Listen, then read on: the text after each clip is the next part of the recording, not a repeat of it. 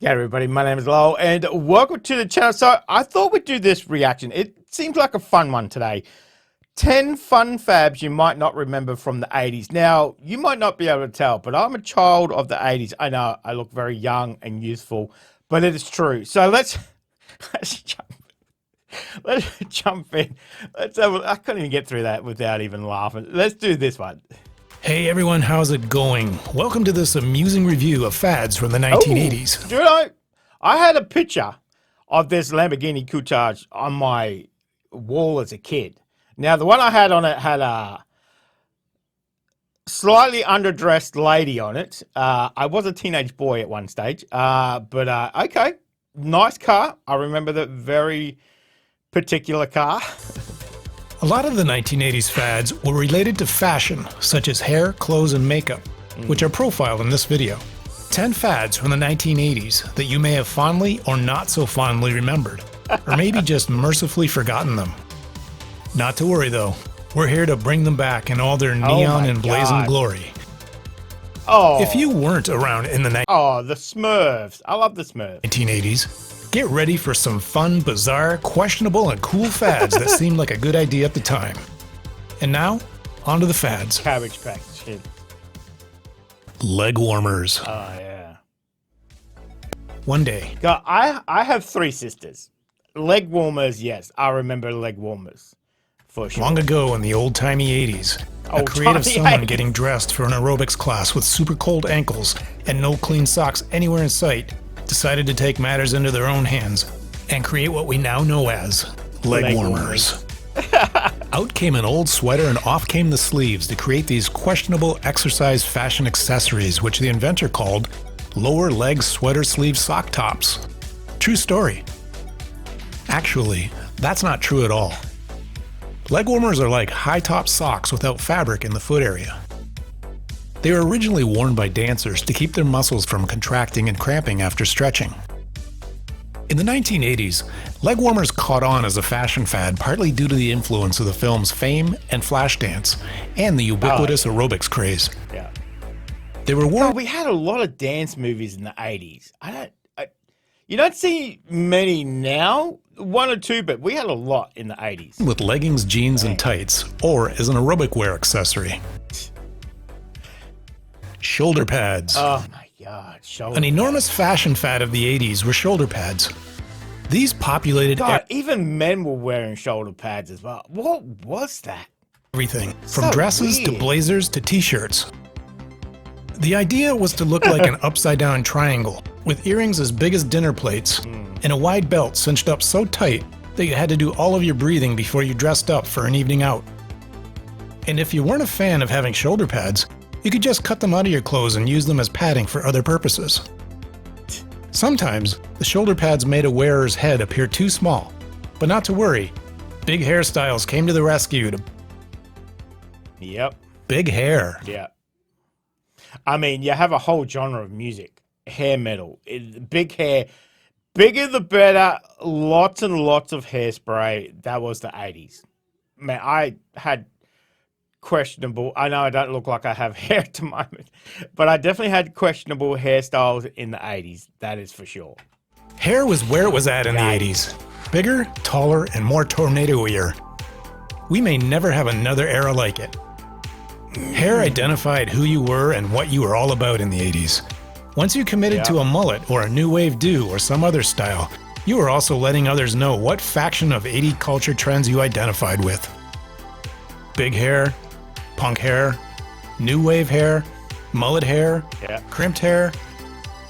These kept hairstylists in the green, and the Aquanet factory churning out ozone-depleting aerosol hair glue at full tilt for almost the entire 80s. Dang. Some of these hairstyles prevented people from riding in cars lest their dues get mussed, or dancing too close to fellow humans should they take an eye out with their pointy, pointy hair. These gravity-defying hair nests went the way of the dinosaurs, but for one glorious decade, 1980s hairstyles drew attention to the heads they adorned, like a glitter bomb going off at a funeral. But mind you, some of them make a comeback. Not all of them, obviously, but the mullet in Australia at the moment is very popular. Very popular with especially teenage boys. It is definitely alive and strong. Sony Walkman. The Sony Walkman was the iPod of its time. It was introduced at the dawn of the 1980s. And you always had the headphones with the orange foam. Every Walkman had them. Obviously, the style of the time. I mean, who didn't have a Walkman in the 80s? And then you walk a little bit too fast or you bumped it and it would skip and everything. Oh, good times. Caught on like wildfire Good and was times. soon a must-have gadget for the masses to enjoy music, tune out friends and family, and pioneer the awkward headphones look. Users loved the portability and privacy offered by the device, and the cassette media made it possible to finally listen to music on the go in a way that wasn't possible with See, vinyl there you go. There's the orange ones. I told you. albums. Cassette Yeah. sales soared throughout the 80s and outsold vinyl records in 1983, all thanks to the Walkman. Soon, though, consumers would have to replace their record and cassette collections again when CDs were thrust into the marketplace. Sony's success with the Walkman inspired many other companies to offer their own competing devices. You used to get CD ones as well in the 90s, but they were terrible because they would always skip. Always skip. Is based on the Walkman Yeah. design. Not that it matters anymore.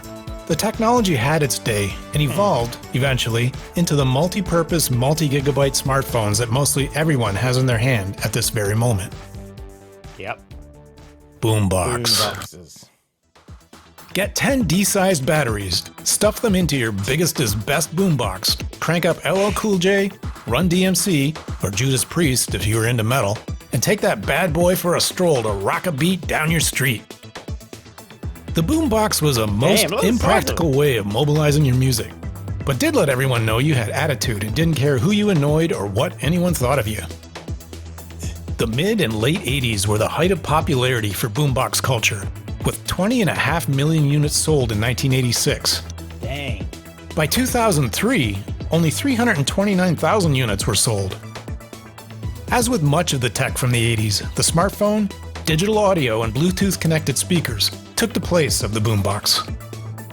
The Yeah. boombox was required gear for that other 1980s urban fad, breakdancing. Ah, the old breakdancing. The boombox and breakdancing fads went together like Teenage Mutant Ninja Turtles and sewers in the 1980s.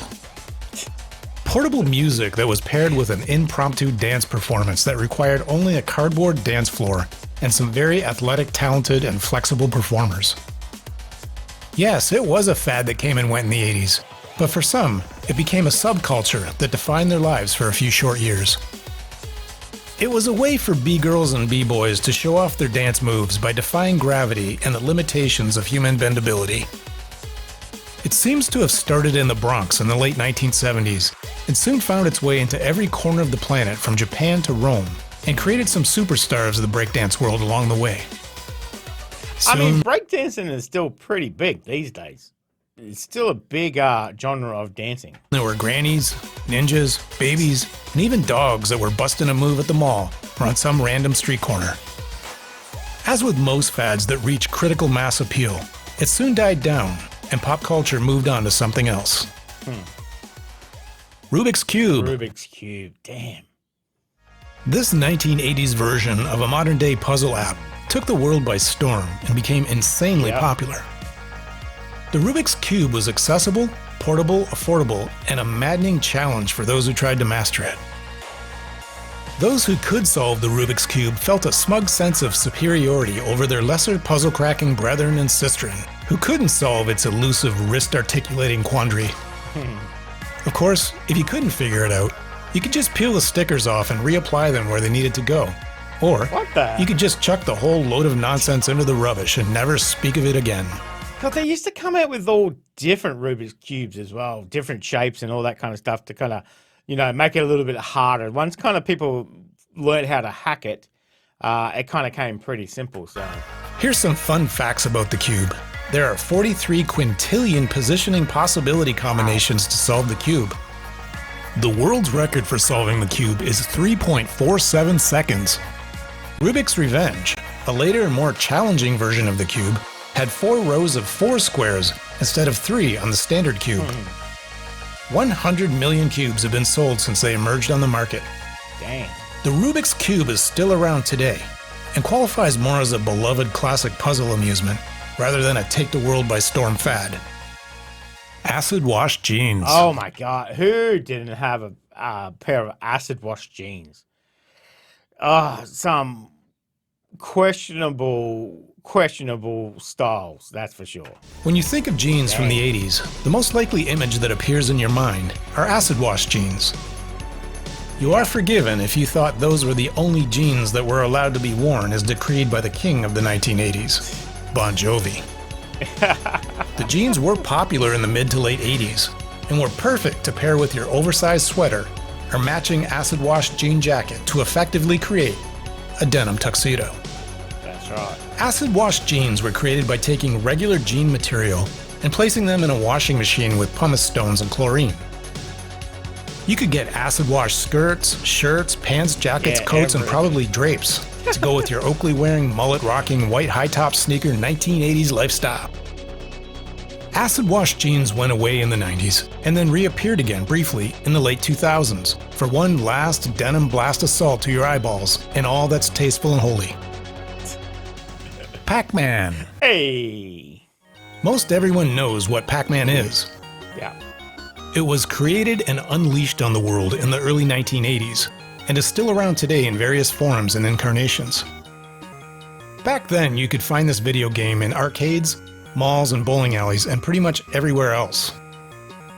The video game spawned all sorts of pop culture spin-off products, including breakfast cereal, toys, board games, a cartoon, and even a hit song. I forgot about that Pac-Man cartoon. I used to watch that all the time. Wow. I forgot about that. That really hit the nostalgia button. Okay. Pac-Man was everywhere in the 80s. Were you crazy about Pac-Man? You must have had the Pac-Man fever. The game was so popular and successful that by the 90s, Namco, its creator, revealed that it had made $2.5 billion from quarters alone. Dang. That's 10 billion quarters. It would take 3.5 Olympic-sized swimming pools to hold 10 billion quarters. MTV. 1981 presented the masses with the dawn of a new age in television and media consumption with these words. Ladies and gentlemen, rock and roll. That was the phrase that launched the cultural tsunami that was MTV and seemed to be everywhere in the 1980s. Music videos of camera-friendly bands were broadcast over this new cable network's USA-wide footprint. MTV had enormous influence on the music industry and significant cultural influence on young people, and told them what music to listen to, what fashions to adopt, and what makeup and hairstyles to wear, and what to consume. Think of it as the original mass-scale media influencing source. It made music bands wildly popular just by playing their videos and exposing them to wide audiences. Of course, if a band weren't TV appearance suitable, they probably weren't played on MTV very much. Face for radio, as they say. The very first music video to be broadcast on MTV occurred on August 1st, 1981 at 12:01 a.m. Do you remember what it was? Video killed the radio star? Yeah. Oh, yeah, it says right there. Yes. Indeed. MTV did kill the radio star. It was great to revisit these 10 fads and crazes from the 80s and poke a little fun at them in the process. I hope you liked the video, and thank you for watching. So, no big surprises there. Obviously, all the fads, you know, if you're a kid of the 80s, you know all of them. You've probably tried some of them. Big hair, acid wash jeans, watching the, cartoons. You know, they had the Smurfs there for a while. I forgot about Mr. Pac-Man, the cartoon. Dang. I'm going to have to look that up and see if I can find some episodes. But the Walkman, obviously a big thing in the 80s as well. But yeah, that was a good trip down memory lane. That was a good trip. That's part one. I've got to go and see if I can find the other parts as well. But yeah, some of that brought back nostalgia for sure.